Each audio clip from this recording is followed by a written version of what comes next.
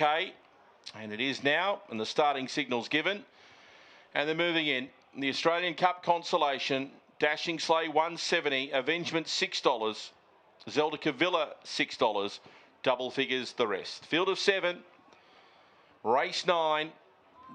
Second row runners now moving in. Green light is turned on, and the lure on the roll. The Consolation, they're set to run. Ready. Racing, Dashing Sleigh jumped well on the inside of Giacomo and coming across Aston Rainer, a line of 3. They staggered. Dashing Sleigh checked off heels. So Giacomo goes through to lead. Aston Rainer second. She got checked again. Dashing Sleigh. Up to second goes Avengement. Then came Zelda Cavilla. Further back, Dashing Sleigh to the outside of Ethanol Secret, and Neo Devere was last. Giacomo's the leader. Avengement's the danger. Clear on Zelda Cavilla. Round the turn, Giacomo. Avengement's coming. So Zelda Cavilla! Zelda Cavilla! Through the middle to win. Giacomo, I think, second, just ahead of Avengement.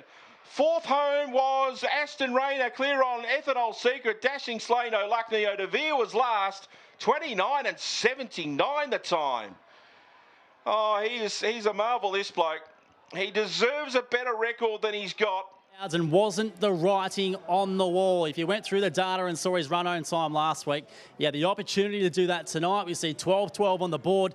He's probably got home in something crazy again. Nath, he was superb from the blue, as we see here on screen. Yeah, 11.70 to 11.80 coming home again, Patch. The right setup, the speed was on early, and they got across Dashing Sleigh, who began beautifully. 5.02 early, and she almost held her spot.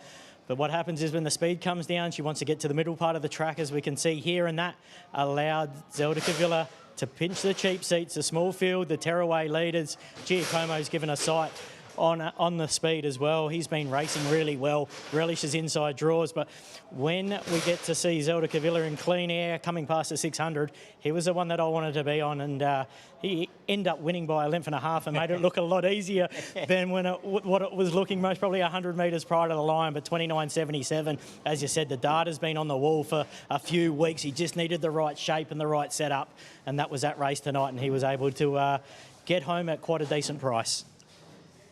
That into 6-2 there in the last 90 seconds or so of that race. So hopefully the punters followed us in there off that, just that sensational map and then the track, the race pattern that we just knew that he'd come from the clouds like that. Yeah, well, the 7-dog field and 4 dogs that were naturally going to be leaders and had to be up the front. He was able he just had to literally get past Ethanol Secret and Neo Devere in the run to the corner and have no roadblocks, because as the race was going to unravel, he was the one that was clearly going to be getting home 4 or 5 lengths faster than him. He just needed to get to the 600 metre boxes in striking distance and in clear air, and that's what he was able to do. And no surprise to see him run through the line. And geez, he's a dog with his run home. That 600, he's been there and he's done it. But you just be thinking Rookie Rebel most probably come a month or two too early for him, because now he's got that foundation. I really think he can launch off this and be a really good middle distance dog in the months going forward. Duck, you spoke about Dave Gill and some of his greyhounds at the start of the night in terms of their will to win and will to chase. I mean, there's a fair few that the Dailies have as well, and Zelda Cavilla is the best example of them. Absolutely. The Dailies are the best big kennel to ever do it, in my opinion. Their dogs just turn up week in, week out. They're versatile with their distances. They can mix distances and they can still perform admirably.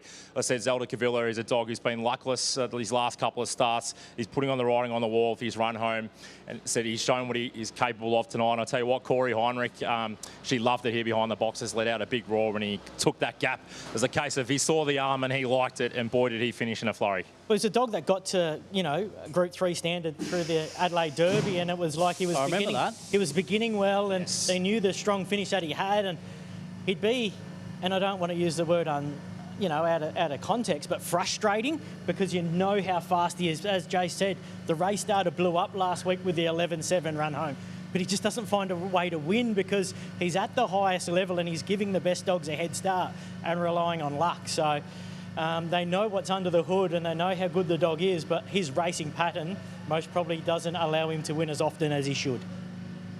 He's a rocket, and his form here at the Meadows is absolutely sublime as well. So Team Daly on the board, and they win the Australian Cup Consolation, and who knows what's possible in the Group 1 Australian Cup itself, which is the following race, as they have Slick Splits to jump from box 5, and he's been there, done that here at the track, of course, having won in the Top Gun late last year, and now a bigger occasion, at least from a prize money point of view, in the Australian Cup final. Okay, it's time to concentrate on that race. And as we look at the market, Dramatical, $3. Cleo Star, $4. Consigliere, $6.